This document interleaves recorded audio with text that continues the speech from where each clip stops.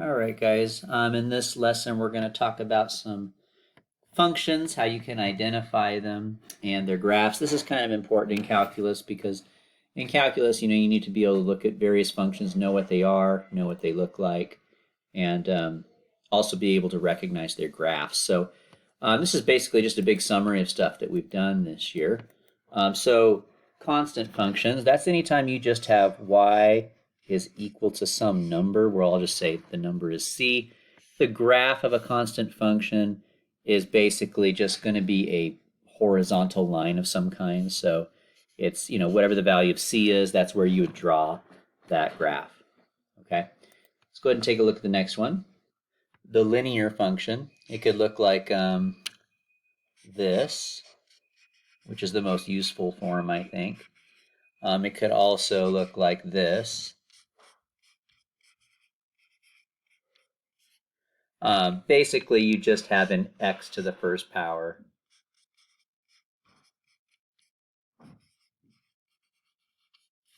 Okay, so like it's not x squared or something, you just have an x to the first power on these types of problems. Whenever you graph these, they basically just look like some kind of a diagonal line usually, and that's about it. All right, let's talk about the absolute value function.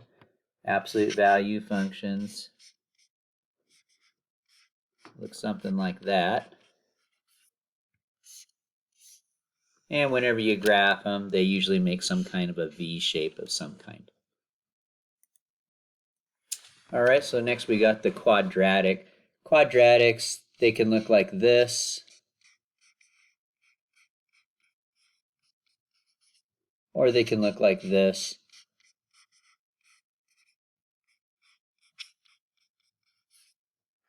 Basically, the idea there is that you have an x squared. That's how you can identify those. Now, for their graphs, they usually make some kind of a U shape of some kind. Okay, cubic functions, they can look in a variety of ways, but I think for now, the main way I'll focus on how they'll look is in this format. That's the only way we really learned it. And there you just have things being cubed instead. Their graphs tend to look something like that. Next we have the exponential functions. Exponential functions have x in the power spot.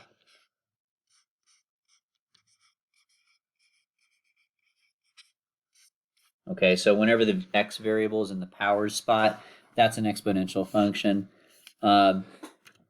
Typically, they have a horizontal asymptote, and then they shoot up really fast after that. They could go shooting up on the right or shooting up on the left, but something I do want to emphasize to you is that they do have a horizontal asymptote.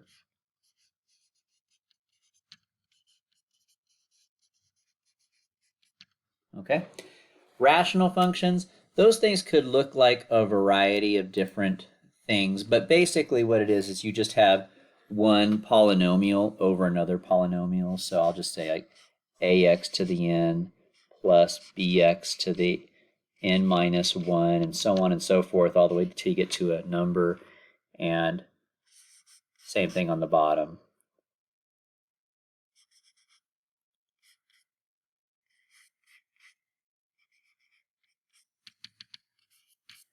And that's what they look like. Now these kinds of functions can look like a variety of different things, but it's not uncommon. They can have horizontal asymptotes. They don't have to have horizontal asymptotes. They can have, but once again, they don't have to have vertical asymptotes. And the shapes could come in all kinds of things. They could look something like this, but sometimes they'll even have holes in them. Okay, little gaps or missing parts. But the shapes come in all different formats, so the shapes vary. Okay, so it's not always going to look like that. But the point is that they can have horizontal asymptotes, they can have vertical asymptotes, and they can have holes. and they just come in a variety of different shapes. So those ones are kind of hard to pin down on what they look like exactly. Let's talk about square root functions. Square root functions are characterized by the fact that they've got a square root. Okay, and the graphs of a square root function typically look like half of a parabola, but just sideways. Okay, cube roots look pretty similar to square roots. They just have an extra little piece to them. They actually have a 3 there to indicate it's a cube. And then on the graph, they actually look pretty similar, but it's like 2 parabolas going in opposite directions connected in the middle or something like that. Okay, so those are cube root functions.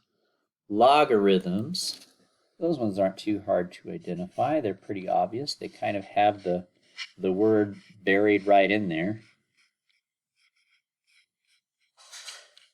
The log could have any base number here.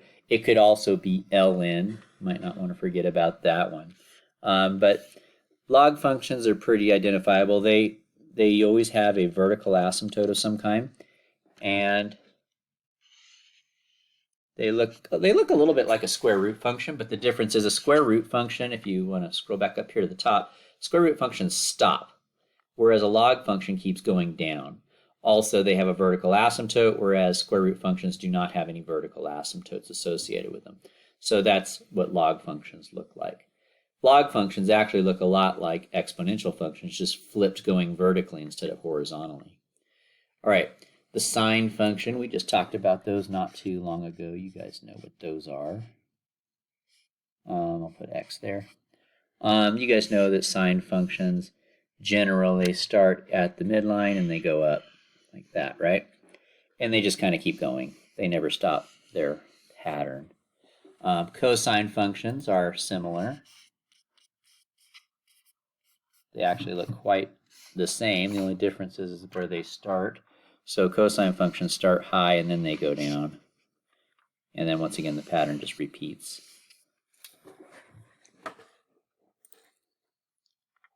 Tangent functions, pretty easy to identify as an equation. As a graph, they look a lot like a cube function. I'll scroll back up here. Cubic functions look like this. Well, cubic functions don't have any asymptotes to them, and they do keep going to the left and right forever. So eventually this thing will spread out.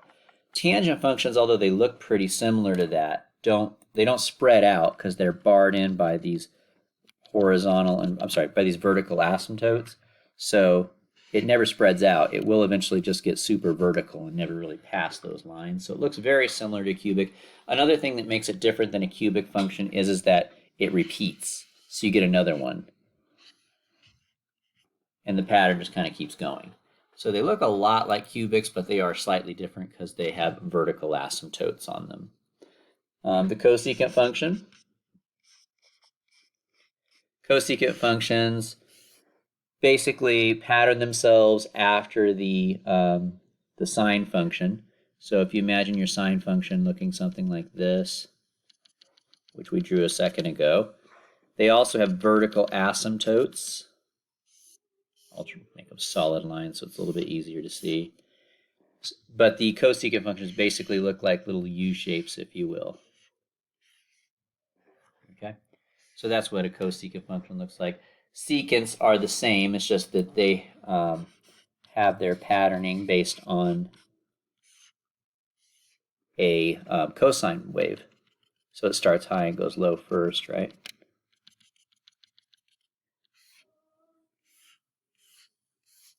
They also have vertical asymptotes, and then we draw our little U-shapes on there, right?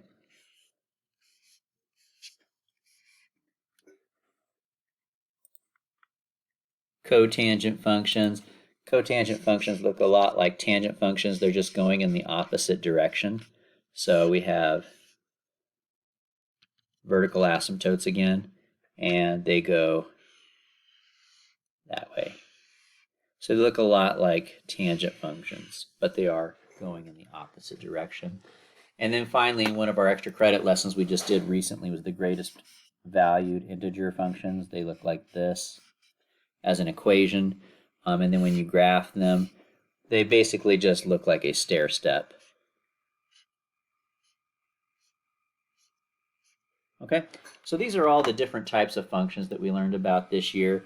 What I want you guys to be able to do is I would like you to be able to know what kind of a function it is by looking at the equation or at the graph. So if I showed you this graph right here, you'd be able to say, oh, that's a cubic function.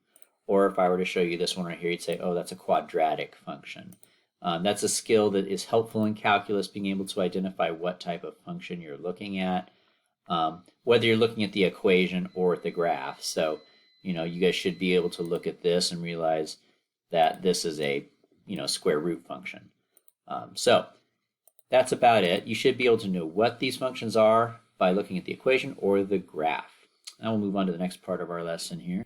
So in the rest of the video here, we're going to talk about how to find and interpret slope. To find slope, you need 2 points, x1, y1, x2, y2. To find the slope, you use the slope formula, y2 minus y1 over x2 minus x1. If you get a positive answer, that means your function is increasing because it's going in an upward direction. If you end up with a negative slope, that means you have a decreasing function because your function is going in a downward direction. And if you end up with a zero slope, then that means you have a horizontal function. It is possible we could add this in here to get an undefined slope.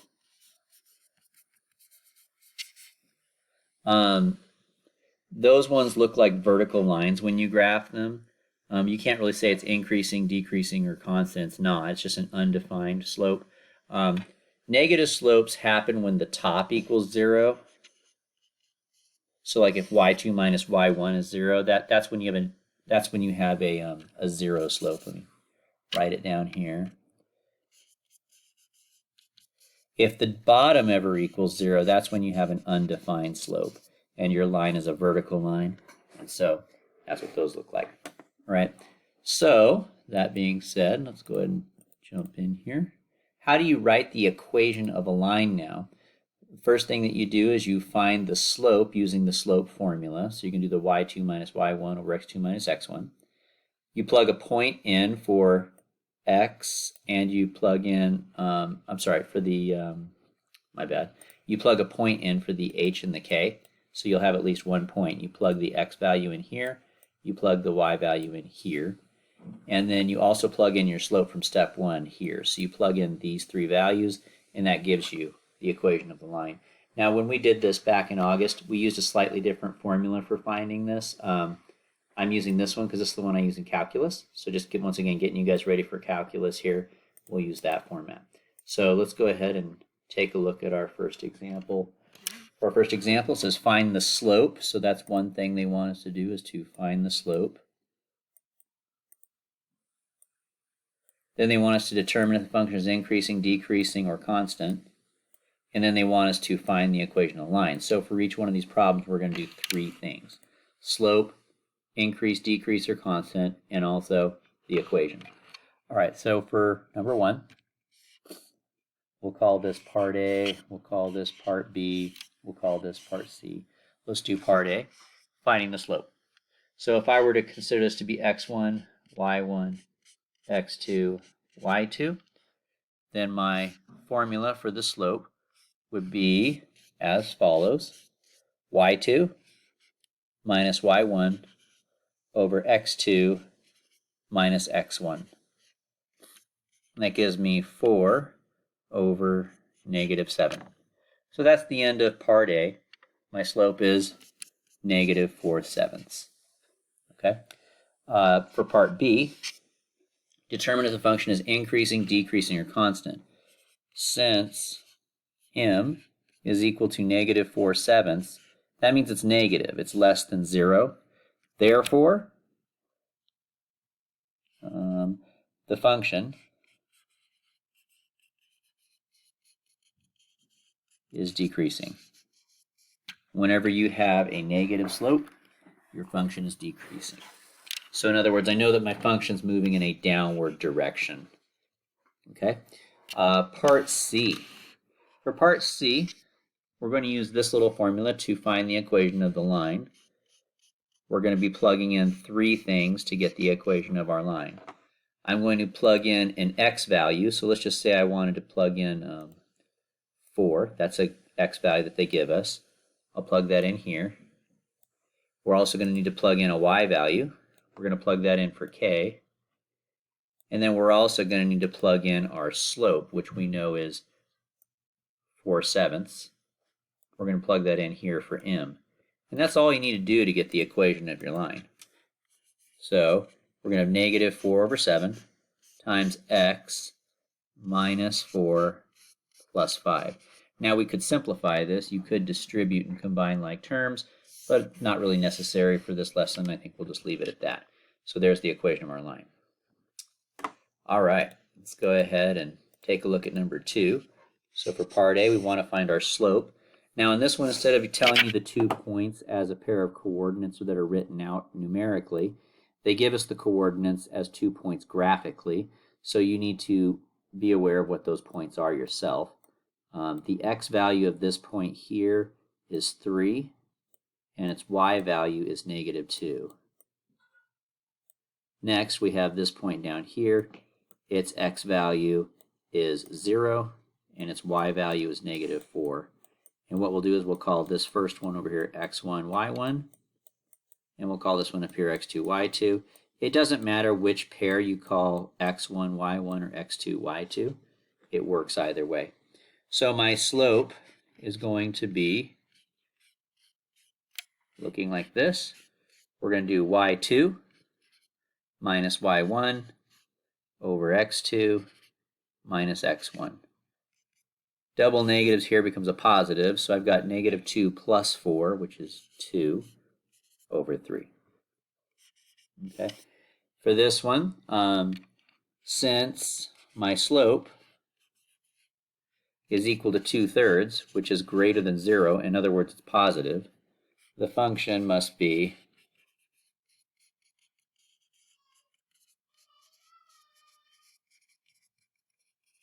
increasing. So it's moving in an upward direction. Part C, to find the equation of the line, once again, we're going to plug in our slope. We're going to plug an x value in for the h, and we're going to plug a y value in for the k. Now, something that I didn't talk about in number 1, but I'll talk about here in number 2 is, how did I know to plug in this? Like I plugged this one in on number 1. Why not this one? Well, it doesn't matter. You could plug either one in. It's still the same equation, actually, you'd find, if you worked it out. So it doesn't matter which point you pick. Just pick one and use it. So if I were to plug in my slope is 2/3. I'll go with this point here, x minus 3. My x value is 3, plus the y value there, which is -2. And since I've got a double negative there, adding a negative, that's pretty much the same thing as just subtracting 2, so I'll just put -2. Once again, you could simplify this if you wanted to, but it's not necessary. You can just leave it like that. All right. Example number 2. You want to put these functions in order from the least slope to the greatest slope. So, as you guys know, positive numbers are greater than 0, and 0 is greater than negative numbers, right? So, positive slopes move in that direction, 0 slopes are flat, negative slopes move in that direction. So, we want to put these functions in order from the least slope to the greatest slope. So, let's start by finding the most negative slopes. Well, there's only one function up here that has a negative slope to it. Do you guys see which one it would be? It's this guy right here. That one has a negative slope, so that must be the least slope up there. So I'm going to start by writing number 4. Now, there's no 0 slopes. That would be the next one to look for. I don't see any horizontal lines, so there's nothing with a 0 slope. So now we're going to move on to the positive slopes. Now, there are 3 positive sloped lines up here. We have 1 has a positive slope.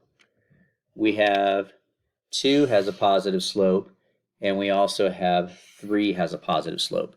So all of those have positives. So which one is the least of those? Well, here's our second guiding principle. The steeper the line, the greater the slope. Okay, that's for positives. Now, I'll add a note about for negatives up here in just a second. But out of these lines up here, which one looks the steepest to you? The one that looks most steep? Well, 1 and 3 actually look equally steep, don't they? 1 and 3 definitely look steeper than the green line. The green line looks a little flatter than those. But the pink and the peach-colored one there, they're pretty much the same slope. In fact, they are. They're parallel lines.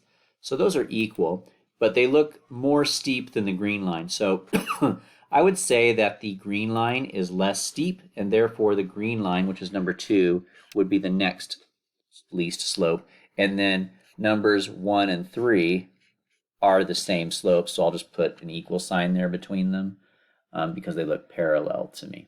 Okay. Now, I'm going to complete this note over here. For positive slopes, the steeper the line, the greater the slope. For negatives, it's actually the opposite, though. For negatives, the steeper the line, the less the slope. And the reason for that with negatives is because it's negative, right? So if it's steeper, it means it's even more negative, and the more negative a slope is, the less it is. Okay, so that's another little interesting thing there. All right, and I think that'll do it for our lesson today, so I'll end there, and we'll move on from there.